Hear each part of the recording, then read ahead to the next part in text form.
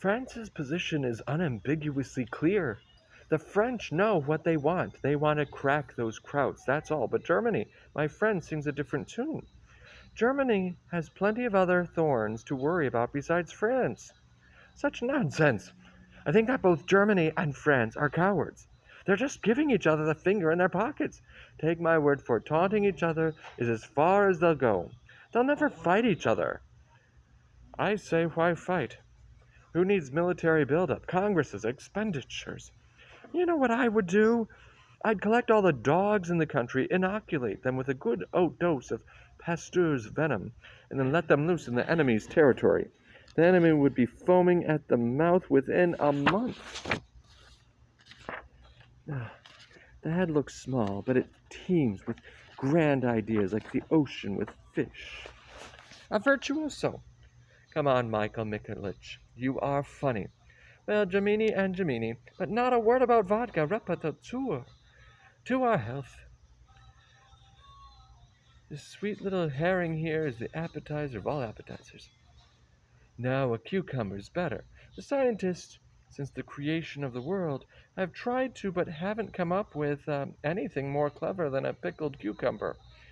Peter, go get some more and tell them in the kitchen to fry up 4 onion pies and make sure they're hot. Caviar goes well with vodka too. You know how. You have to know how. Take 1/4 of pressed caviar, a couple of shallots, olive oil, mix it all together and top it off, with a little lemon. To die for. The smell alone will knock you out. Fried gudgeon goes well with vodka too. It's just that you need to know how to fry it. First you clean it, then dip it in breadcrumbs and fry till it's really dry. Then it's crunchy when you chew it. Crunch, crunch, crunch. The appetizer was good at Babakina's yesterday. Porcini mushrooms. Of course. And they cooked it in a special way too. With onion and bay leaf and all kinds of spices. When they took off the lid, the steam, the smell, sheer ecstasy. Well then, repetitur. Gentlemen, here's to our health. Looks like I'll have to leave before Nikolasha gets back. It's time for me to go too. So you're saying they were serving mushrooms at Babakina's. But our mushrooms are not anywhere near ready. Tell me, Count, why the hell have you been going over to Marfutka's so much? He wants me to marry her. To marry? How old are you? 62. Just the age to get married. And Marfa's just right for you. It's not about Marfa. It's about Marfa's pounds sterling. So you're after Marfa's pounds sterling. Would you like a rooster's egg too? Just wait, he'll get married and stuff his pockets, and then you'll see a rooster egg too. You'll be licking your chops. Look, he took it seriously. The genius here thinks I'm going to listen to him and marry her. Why not? Are you not sure now? You're out of your mind. When was I ever sure? Huh? Thank you very much. Much obliged to you. So you want to let me down. I will marry. I won't marry. Who the hell knows? And I gave her my word of honor already. So you will not marry her? He took it seriously. He's amazing. Then why muck up a decent woman? She's nuts over your title. Can't eat or sleep. You think it's a joke. Is that fair? Well, should I do this vile thing, eh? To spite myself, I just might do it. Word of honor. What a hoot it'll be. We greet you, Asclepius. Doctor, sir, please save my soul. I'm scared to death to die. Has Nikolai Alexeyevich come back yet? Not yet. I've been waiting for him for over an hour myself. Well, my dear, and how's Anna Petrovna's health? It's bad. May I go and pay my respects? No, please don't. I think she's sleeping. Such a nice, lovely woman. On Sharocha's birthday, when she fainted at our place, I took one look at her face, and I knew that the poor woman didn't have long to live. I don't understand why she fainted that day. I run in and see her, all pale, lying on the floor, and Nikolosha, also pale, kneeling beside her. Charochka, all in tears. After that, Charochka, I died, walked around in a daze for a week. Tell me, Most honorable high priest of science, which scholar discovered that ladies with a chest condition benefit from frequent visits by a young doctor? That's a remarkable discovery. Would you classify it as allopathic or homeopathic? Whew, what a scathing look.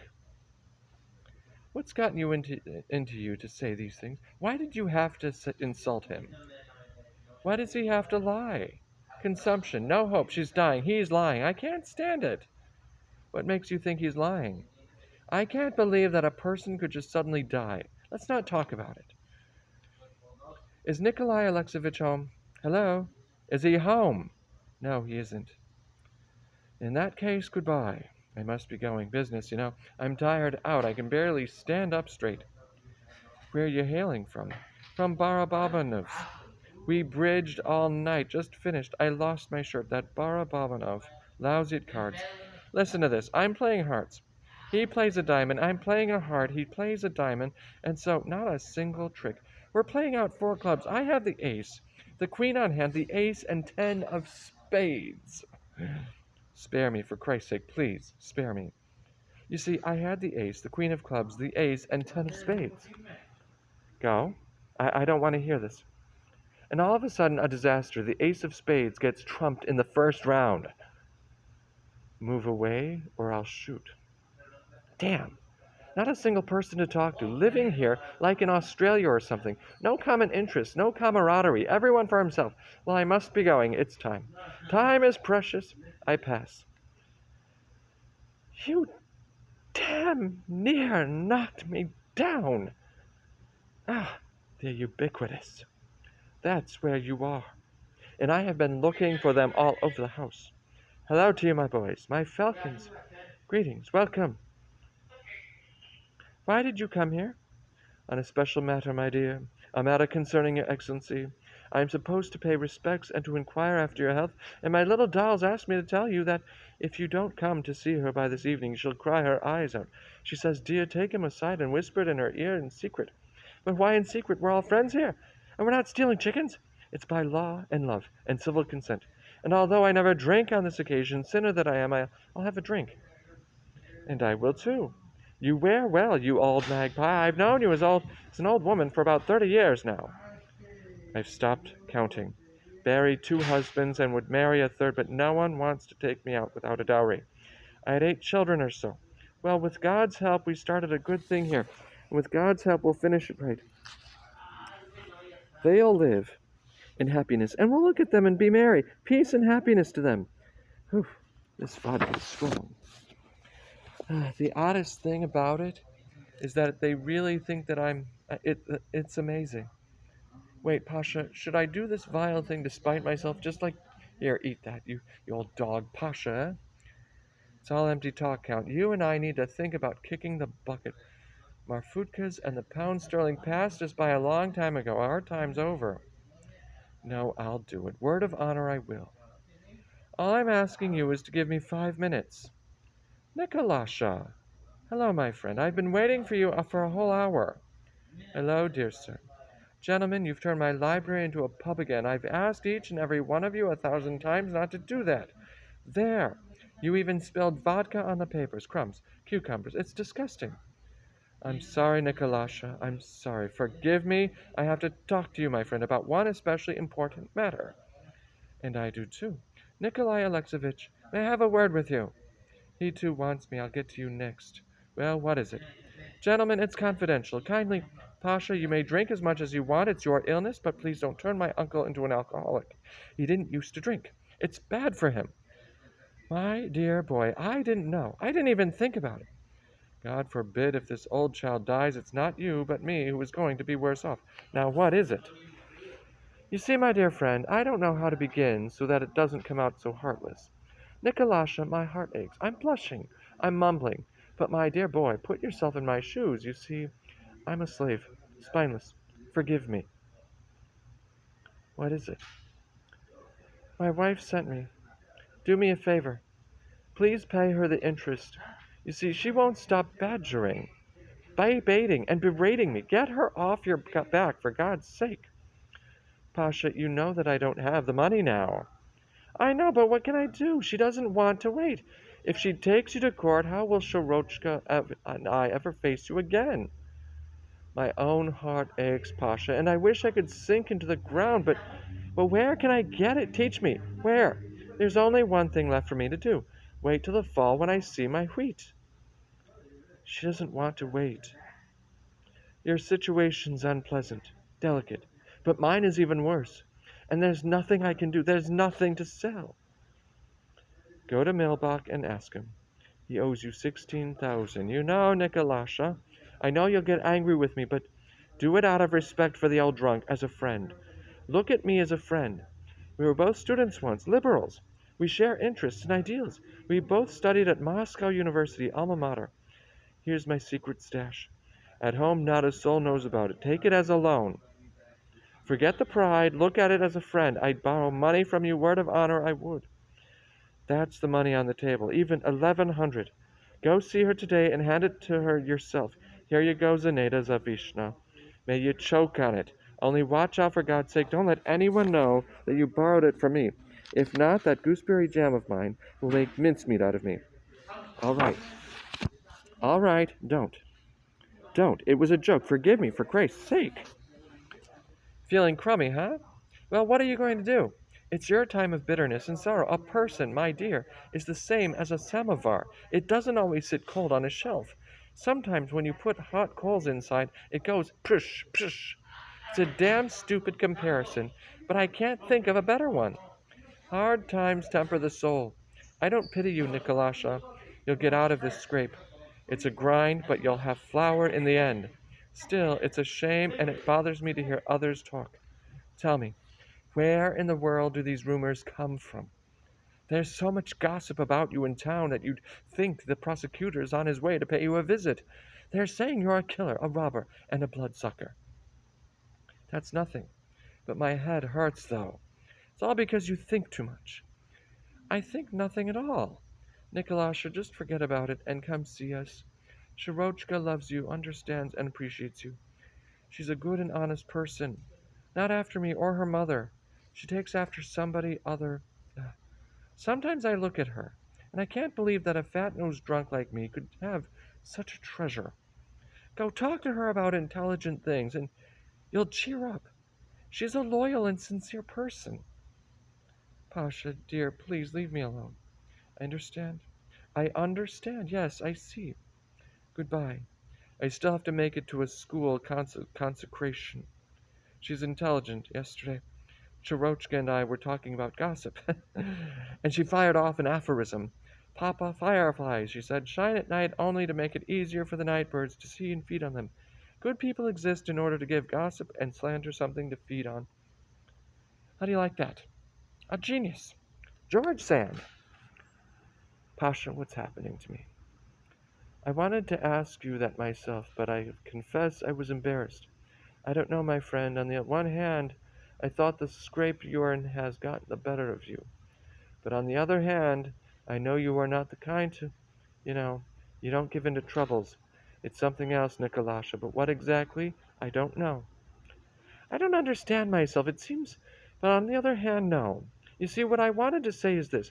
I had a worker once, Semyon. You remember him. Once at threshing time, he decided to show off his strength before the girls, and he heaved 2 sacks of rye on his back, and something snapped. He died soon thereafter. I think something snapped in me too. High school, university, then the house, elementary schools, and those projects. I didn't believe in God like everyone else, and I didn't marry like everyone else, and I got excited and I took risks. My money, myself. I threw it right and left. I was happy and suffered like no one else in the district. All this, Pasha, is my sacks of rye. I heaved them on my back, and my back cracked. At 20, we're all heroes. We take up anything. And by 30, we become exhausted and useless. How do you explain this exhaustion? Though maybe that's not it. Not it. Not it. Go, Pasha. God bless you. Must be fed up with me. You know what? The milieu is getting to you, my friend. It's stupid and stale, Pasha. Go. That's true. It's stupid. I see now myself that it's stupid. I'm going. I'm going. A worthless, pitiful, and bad person is what I am. You have to be pitiful, worn out, and a wino like Pasha to love and respect me. My God, how I despise myself, how deeply I detest my own voice, my footsteps, my hands, these clothes, my thoughts. Isn't it ridiculous? Isn't it a crying shame? Less than a year ago, I was still strong and healthy, full of energy, tireless and excited. I worked with these same two hands, and when I spoke, I moved even the ignorant ones to tears. I cried when I saw suffering. I grew indignant when I encountered evil. I knew what inspiration was. I understood the beauty and poetry of quiet nights. When you sit at your desk working day and night, letting dreams take over, I believed in God. I looked to the future, like into my mother's eyes. And now, oh my God, I'm exhausted. I don't have faith. And I spend days and nights doing nothing. My brain, my feet, my hands don't obey me. The estate is going to the dogs. The trees are falling under the axe. My land looks at me like an orphan. I expect nothing. I pity nothing. My heart trembles at the thought of tomorrow and the story with Sarah. I promised her eternal love, but prophesied happiness and promised a future the likes of which she never even dreamed of. She believed me. For 5 years now, I've only been watching her withering under the weight of her sacrifices, losing the battle with her conscience. But God knows not a single look or word of reproach. And so, I fell out of love with her. How? Why? What for? I don't know. Here, she's suffering. Her days are numbered, and I, like the worst coward, run away from her pale face, her sunken chest, her pleading eyes. It's shameful. Just shameful. Sasha, a young girl, is touched by my misfortunes. She tells me, practically an old man, that she loves me, and I lose my head. Forget about everything in the world, and as if enchanted by music, shout, "New life, my joy!" But the next day I believe in this new life and joy as little as I believe in house spirits. What's wrong with me? What abyss am I pushing myself into? Where did this weakness come from? What's become of my nerves? As soon as my sick wife does something that wounds my pride, or a servant doesn't do something to my liking, or my gun misfires, I lose my temper, become rude, and completely unlike myself. I don't understand. I don't understand it. I'll put a bullet through my head. I need to talk to you, Nikolai Alexeyevich. I don't have the stamina to have these talks every day. Are you willing to listen to me? I listen to you every day, and to this day I still don't understand. What is it you want from me? I'm speaking clearly and unequivocally, and only someone without a heart would have trouble understanding me. My wife's dying. I know that. I'm irreparably guilty before her. I know that as well. I also know that you're honest and direct. What more do you need? I'm outraged by human cruelty. A woman is dying. She has a mother and father whom she loves, and she'd like to see them before she dies.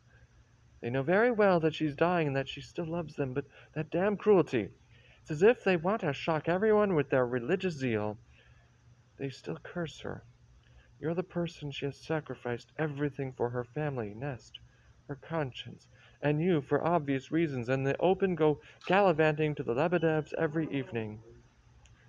Oh, I haven't been there for 2 weeks. With people like you have to speak directly, not in the roundabout way, and if you don't wish to hear what I have to say, then don't listen. I call things as I see them. You need her death for new heroic feats. Fine, but can't you wait?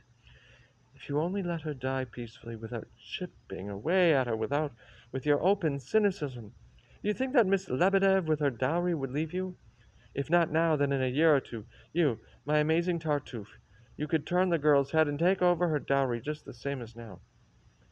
What's the hurry? Why do you need your wife to die now and not in a month or in a year? This is torture.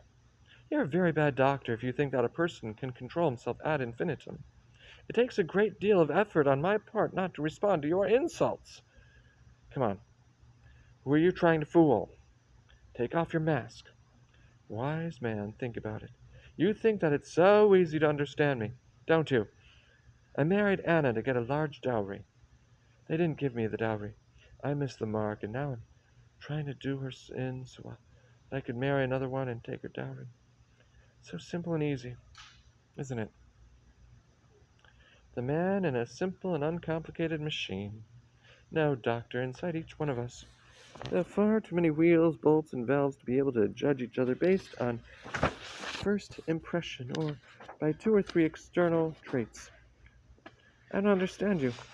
You don't understand me, and we don't understand ourselves. One can be an excellent doctor, and at the same time not know people at all. Don't be so sure of yourself, and admit it. Do you really think that you're not transparent enough for me to see right through you, and that I lack the smarts to tell the difference between honesty and dishonesty? Obviously, we'll never see eye to eye. I'm asking you for the last time. Please answer me without prefacing it. What exactly do you want from me? What are you after? And whom do I have the honor of addressing, my prosecutor or my wife's doctor? I'm a doctor, and as a doctor I demand that you change your behavior. It's killing Anna Petrovna. But what am I to do? What? If you understand me better than I understand myself, then tell me unequivocally, what am I to do? At least, don't be so open in your actions. Oh my God. Do you really understand yourself? Leave me alone. I'm to blame 1,000 times over. I'll answer before God. But no one's given you the right to torture me every day. And who's given you the right to insult my truth in me? You've tortured and poisoned my soul. Before I came to this town, I knew that there were crazy and stupid people who got infatuated easily. But I never thought that there would be people deliberately criminal, intentionally guiding their will in the direction of evil. I used to respect and love people, but when I saw you, I've heard it before. Have you? Now I hope we finally understand each other very well. Sure, you? Yes, me, hello. You weren't expecting me. Why haven't you been to see us for so long? Sure, for God's sake, it's not prudent. Your visit may have a terrible effect on my wife. She won't see me. I came in through the back entrance, and I'm leaving. I'm worried. Are you well? Why haven't you come to see us in so long? My wife's already been insulted. She's practically dying. And you're coming here. Shura, shura, it's insensitive and cruel of you. What was I to do? You haven't been to see us in 2 weeks. Haven't replied to my letters. I'm worn out. I thought that you might be ill or suffering unbearably here or dead. I haven't had a single good night's sleep. I'm leaving. At least tell me, are you well? No, I'm not. I'm tormenting myself, and everyone's tormenting me without end. I can't do it anymore. And now you're here. It's so unhealthy, so insane. Shura, it's all my fault. My fault. You're so fond of using these pitiful and awful words. It's your fault. Is it? Yours. Then tell me exactly what it is. I don't know. I don't know. That's not an answer. Every sinner must know what his sin is. Have you been maybe forging banknotes? That's not funny. Is it your fault that you fell out of love with your wife? Perhaps, but a person can't control his feelings. You didn't want to fall out of love with her. Is it your fault that she saw me when I declared my love for you? No. You didn't want her to see that. And so on and so forth. Fell in love, fell out of love, lost control of his feelings. These are all commonplaces, cliches. They won't help. Talking to you is exhausting. The dogs painted so well. Was it from life? From life. And this love affair of ours, so trite and cliched. He lost his heart and his footing. She appeared strong and cheerful and offered him a helping hand. It's all pretty and resembles the truth in novels only, but in real life, it's the same in real life too. Oh, I see your fine understanding of life. My whining instills religious awe in you. You think that you've found the second Hamlet in me. But I think that my psychosis, with all its trimmings, is good material for a laugh, that's all. One should be doubled over laughing, looking at my contortions here. But instead you're screaming, help! Save someone! Perform a feat! Oh, I'm so angry with myself today. I can sense that this tension I'm feeling today will get resolved somehow. I'm either going to break something, or that's exactly what you need. Break something, smash it, or scream. You're upset with me. It was stupid of me to come here. Well then, show your indignation. Yell at me. Stomp your feet. Well, start getting upset. Well, you're a funny one. Excellent. It looks like we're smiling. Kindly deign to smile one more time. Oh, I've noticed. When you start saving me and talking sense into me, you get this most naive look on your face, and the pupils get so big as if you're watching a comet. Wait, there's dust on your shoulder. A naive man is a fool. But you women, you know how to act naive in a way that actually comes across as sweet and gentle and nice, and not as stupid as you might think.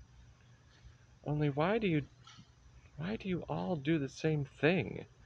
As long as a man is healthy, strong, and happy, you pay no attention to him. But as soon as he starts rolling downhill and starts telling a tale of woes, you throw yourselves at him. Is it any worse to be a wife to a strong and brave man than to be a sick nurse to some tear-jerking failure of man?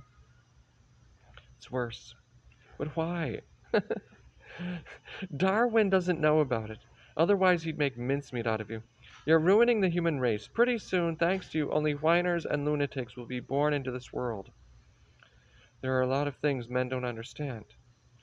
Any young woman would prefer a failure to a success because she's seduced by active love. Do you understand? Active. Men are busy with work, and for them, love is always in the background. To talk to her, to take a walk with her in the garden, to have a good time, shed a tear at her grave. That's all. For us, love is life. I love you. And that means that I dream of finding a cure for your feeling hopeless. And now I'm going to follow you to the ends of the earth. You're on top of the world, and so am I. You're in the dumps, and so am I. For me, the greatest happiness would be to spend all night copying your papers, or guarding your sleep, or walk with you hundreds of miles. I remember 3 years ago, during harvest time, you came by all covered in dust, sunburned and worn out, and asked for a drink of water. I brought you a glass, but you had already fallen dead asleep on the couch. You slept 12 hours, and all that time I stood guard at the door, so no one would come in. And I was so happy. The more work it takes, the better the love. Or you see, the stronger you feel it. Active love. It's a wasting to see schoolgirl philosophy, or maybe that's the way it's supposed to be. Who the hell knows? Sure, I swear. I'm a decent person. Judge for yourself. I've always liked to philosophize. But I never ever say our women are depraved, or a woman has taken a wrong turn. I was only grateful, that's all. Yes, that's all. My dear girl, you're so funny, and I'm a silly blockhead, making good Christians uneasy day and night with my tales of woe. Boo-hoo, boo-hoo. But you must go, Sasha. We lost track of time. Yes, it's time to go. Goodbye. I don't want your honest doctor out of this sense of duty to report to Anna Petrovna that I was here. Listen to me. Go to your wife and stay. Just stay there. If you have to stay a year, then stay a year. 10 years, then stay 10 years. Do your duty. Grieve with her and beg forgiveness and cry. All this is how it's supposed to be. And the main thing, don't neglect your work. Once again, I feel like I've stuffed myself on a poisonous mushroom. Again. Well, God bless you. Don't even think about me. If in 2 weeks you drop me a line, I'll be grateful. But I'll keep writing to you. May I? Nikolai Alexeyevich. I'm sorry I didn't see you. Bonjour. Hello. You've gained a little weight and added to your looks. So I'm going, Nikolai Alexeyevich. I'm going. Wondrous vision. Came looking for prose and stumbled on poetry. You appeared to me like a bird of light. She does, Nicholas. Have that something or other that the others don't. Wouldn't you agree? Something unusual, something phantasmagorical.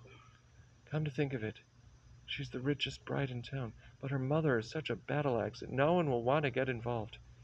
After she dies, however, everything will be Shirochka's. But until then, she'll give her about 10,000, a curler and an iron, and will demand eternal gratitude.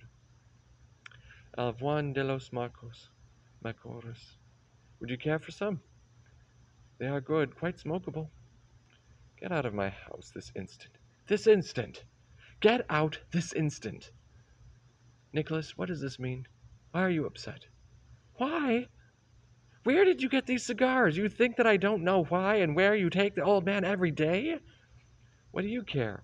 A scoundrel is what you are.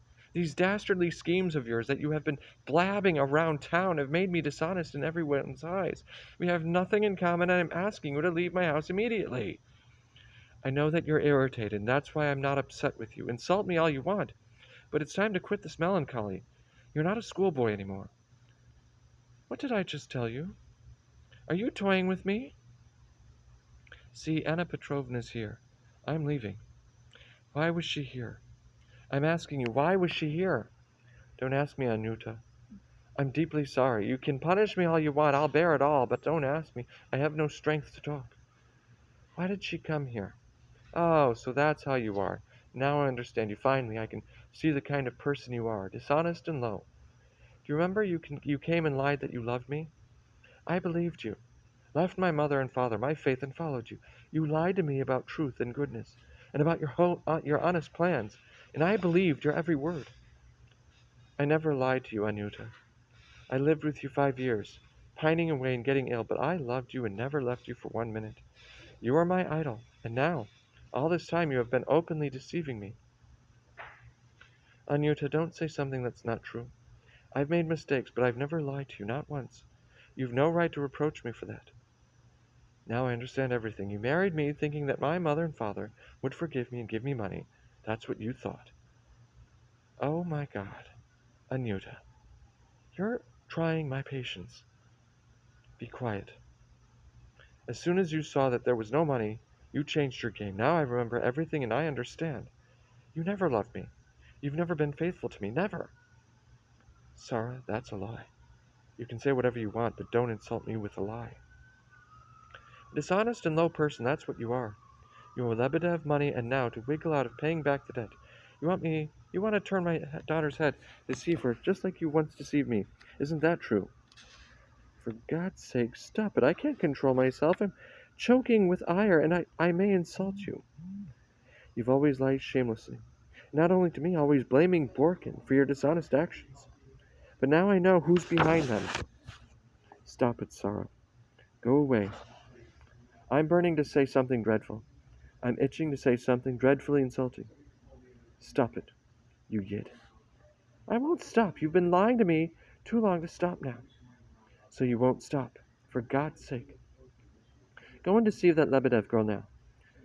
Then know what that you are dying. The doctors told me that you're dying. When did he say that? It's all my fault. Oh my God, it's all my fault.